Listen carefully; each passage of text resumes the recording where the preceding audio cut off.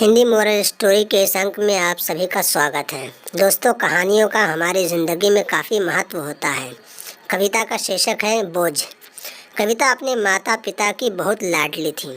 3 बड़े भाइयों की बहन थी। कोई भी चीज़ मांगने पर उसी वक्त सामने हाजिर हो जाती थी। पूरे घर में रौब था उसका। पूरे परिवार और नौकरों पर राजकुमारी की तरह हुक्म चलाती थी। कविता का स्कूल में भी बड़ा रौब था। बड़े घर की लाडली जो थी वह ऐसे ही उसने कॉलेज में दाखिला लिया। उसका ठाठ बाट बड़ी गाड़ी में आना जाना, हर दिन नया फैशन देखकर हर कोई उससे दोस्ती करना चाहता था।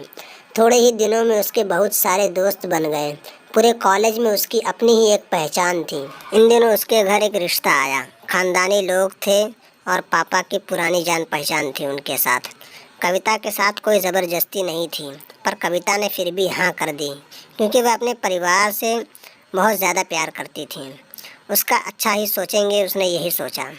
उसका नाम राज था। राज काफ़ी पढ़ा लिखा और समझदार लड़का था। ससुराल वाले भी बहुत अच्छे थे। ससुराल में कविता की जगह वैसी ही थी जैसे कि मायके में थी। कोई भी कार्य कविता की सलाह के बिना नहीं होता था।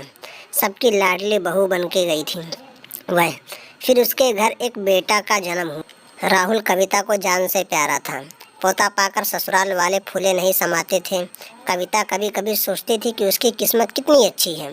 उसका हर कोई अपना कितना प्यार करता है। चाहे जीवन में कैसा भी समय आए, मेरे अपने हमेशा मेरे साथ हैं। मैं कभी अकेली नहीं हो सकती। कितनी खुशकिस्मत हूँ मैं। पर शायद कविता की खुशियों को उसको अपनी ही नज़र लग गई थी। एक दिन वह मायके जाने की जिद कर बैठी। राज को बहुत काम था, लेकिन वह फिर भी उसे ले गया।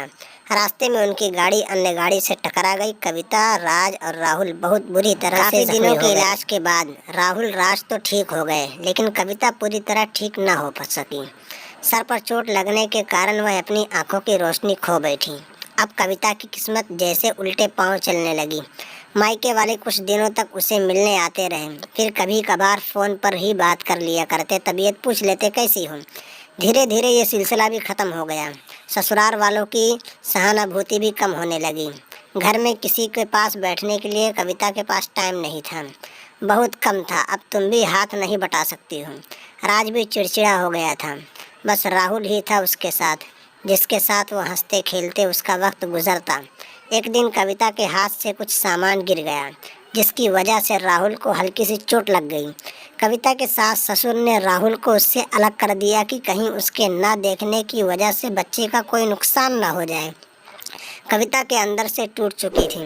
एक दिन उसने सबके सामने मायके जाने की इच्छा रखी तो राज उसे तुरंत मायके छोड़ आया।